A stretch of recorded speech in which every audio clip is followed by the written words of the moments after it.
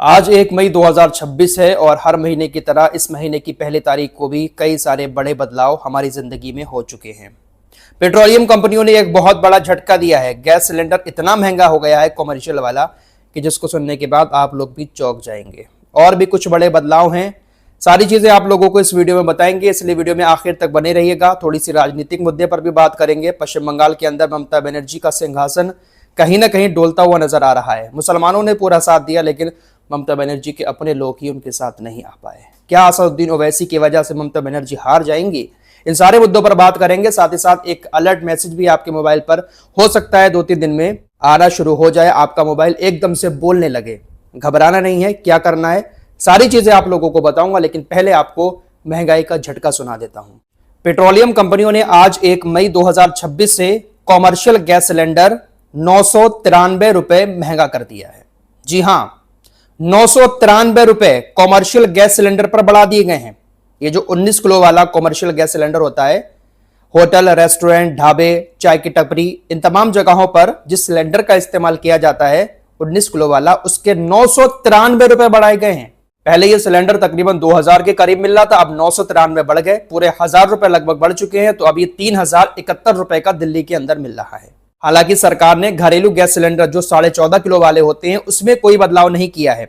घरेलू gas cylinder अभी उतने के ही मिल रहे हैं, लेकिन कॉमर्शियल गैस सिलेंडर 993 रुपए एक ही झटके में बढ़ा दिए गए हैं। अब इसका असर आम लोगों की जिंदगी पर कैसे पड़ेगा? जाहिर सी बात है कि जब कॉमर्शियल गैस सिलेंडर महंगा मिलेगा तो खाने पीने की चीजें जो हम बाहर से खाते हैं वो महंगी मिलेंगी। बहुत सारे लोग तो बेचारे ऐसे हैं जो कहीं पर बाहर काम करते हैं, रोजाना वो बाहर ही खाते हैं। उन लोगों का खाना महंगा हो सकता है। शादियों का सीजन चल रहा है, ऐसे में कैटरिंग भी महंगी हो सकती है। तो 993 रुपए एक ही झटके में आज कॉमर्शियल गैस सिलेंडर पर बढ़ाए जा चुके हैं। अब यहां पर एक और नियम लागू किया गया है सरकार की तरफ से, और काफी जोर दिया गया है इस बात पर। पेट्रोलियम मंत्रालय ने कहा है कि जिन लोगों के पास पीएनजी कनेक्शन भी है और एलपीजी कनेक्शन भी है, उनको अपना एलपीजी कनेक्शन सरेंडर करना ही पड़ेगा। प्रशासन ऐसे तमाम घरों को सिलेक्ट कर रहा है जिनके घरों में पीएनजी कनेक्शन भी है और एलपीजी कनेक्शन भी है। पीएनजी कनेक्शन वो होता है जो पाइपलाइन के जरिए घर तक गैस आ रही है। ज्यादातर शहरी इलाकों में ही पीएनजी कनेक्शन है।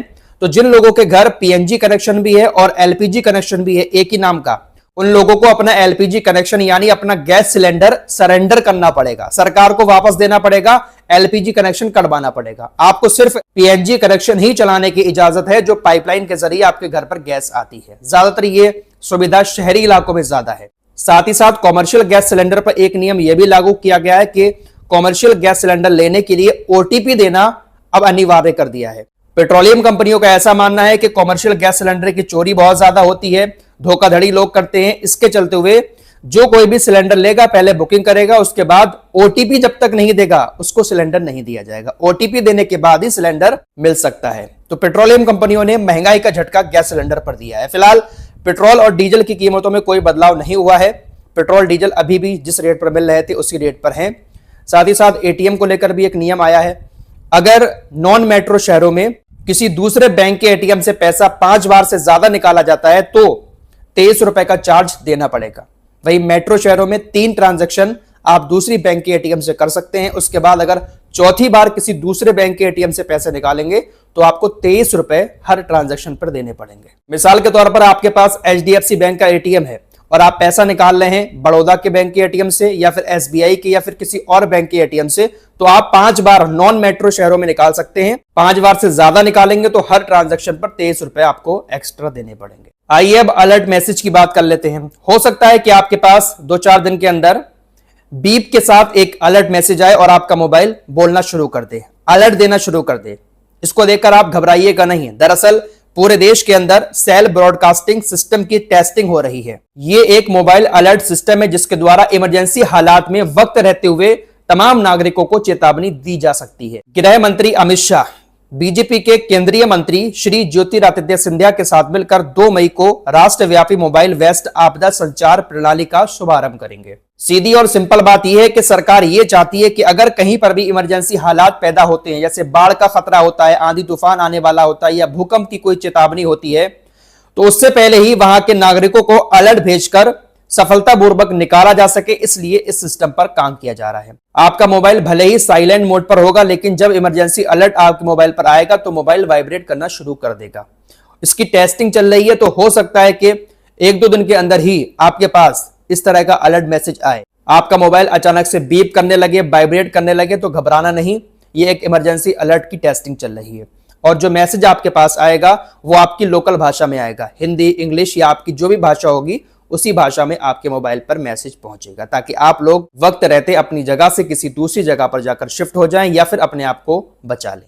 आइए अब आपको पश्चिम बंगाल की तरफ लिए चलते हैं। पश्चिम बंगाल का चुनाव इस वक्त देश में सबसे ज्यादा चर्चा में है। ममता बनर्जी 15 साल से वहां पर सत्ता में है, लेकिन हो सकता है कि इस बार बीजेपी उनकी कुर्सी कब्जाने में कामयाब हो पाए। दरअसल जो भी एग्जिट पोल आए हैं उसके मुताबिक ममता बनर्जी पश्चिम बंगाल के अंदर अपनी कुर्सी गंवाते हुए नजर आ रही हैं। जितने भी एग्जिट पोल आए हैं उसमें बीजेपी को 10-15 सीट आगे ही दिखाया गया है, लेकिन एक चाणक्य पोल जो आया है उसमें तकरीबन 100 सीटों पर ही ममता बनर्जी सिमटते हुए नजर आ रही है।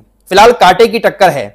ममता बनर्जी कह रही है कि अगर छेड़छाड़ नहीं हुई ईवीएम में तो हमारी जीत पक्की है। ममता बनर्जी खुद कोलकाता के एक स्ट्रांग रूम में पहुंच जाती है और वहां पर 3 घंटे का टाइम बिताती हैं। ममता बनर्जी को इस बात का डर सता रहा है कि हो सकता है कि बीजेपी उनको हराने के लिए ईवीएम में छेड़छाड़ कर दे। ममता बनर्जी वहां पर पहुंची और कहा कि देखिए, अगर ईवीएम में छेड़छाड़ की जाती है तो फिर यह लड़ाई जीने और मरने की लड़ाई बन जाएगी। ममता बनर्जी ने कहा कि अगर कोई ईवीएम मशीन चुराने या गिनती में छेड़छाड़ करने की कोशिश करता है तो हम जान की बाजी लगाकर लड़ेंगे। फिलहाल तमाम मीडिया का एग्जिट पोल पश्चिम बंगाल के अंदर बीजेपी को लाता हुआ नजर आ रहा है।